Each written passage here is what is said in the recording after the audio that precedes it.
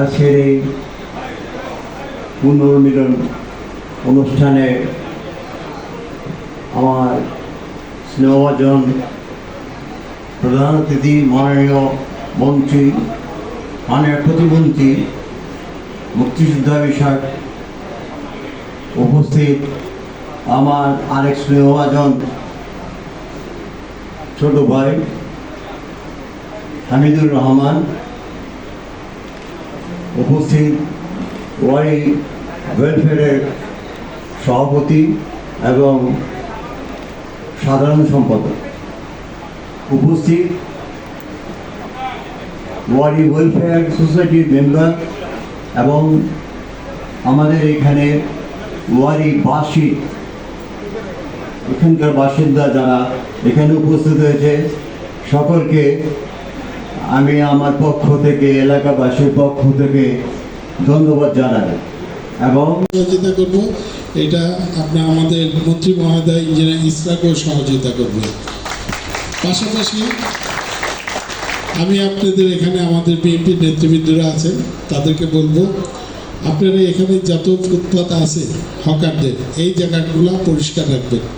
কারণ বিগত দিনে আমরা অনেক দেখেছি এই জায়গা দিয়ে আমাদের গাড়ি নিয়ে আসা যাওয়া যায় না, কারণ ওয়ারি এলাকাটা কিন্তু একটা আবাসিক এলাকা। তারপরেও কিন্তু আমরা নবপুরের ব্যবসায়ী যারা আছি এখানে অনেকের গোডাউন আমরা ভাড়া নিয়ে থাকি। এই জন্য বলি, ফুটপাতটা থাকলে আমাদের এই গোডাউনের মালগুলি যারা বাড়িওয়ালা আছে তাদেরও কষ্ট হয়। আর ট্রাকে যেটা কথা বলেছে রাত 10টার পর, আমরা নবপুরের ব্যবসায়ীদেরকে যারা গোডাউন ভাড়া দিয়েছেন আমরা চিঠি আকারে অ্যাসোসিয়েশনের মাধ্যমে আমরা তাদেরকে বলে দেবো রাত 10টার পর আপনারা ট্রাক ঢুকাবেন, এর আগে না। আর যতগুলো বিল্ডিং আছে এখানে কোনোভাবে আমরা হতে দেব না, এবং এই বিষয়ে যে উচ্ছেদ অভিযানটি চালানো হয়েছে সেটাই সঠিক।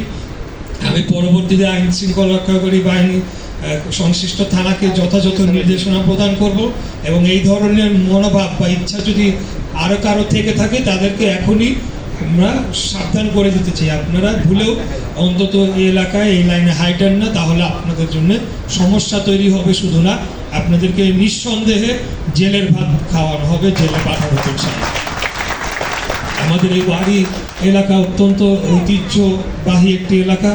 এখানে আমি এখানে যে পড়ছিলাম আপনাদের যে লিফলেটের মধ্যে ওয়ারি শব্দটির উৎপত্তি স্থল এবং এই এলাকা সম্পর্কে বিস্তারিত বলা হয়েছে। ইতিমধ্যে আপনারা আমার পূর্ববর্তী বক্তা উনি বলে গিয়েছেন যে এই অঞ্চলটি মানে সাবেক গুলশানের মতো একটা ওই ধনাঢ্য পরিবারদের এলাকা।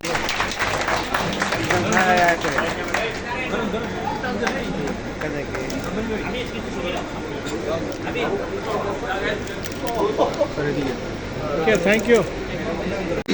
এবং সিরাজুল ইসলাম খোকন সম্মানিত সদস্য।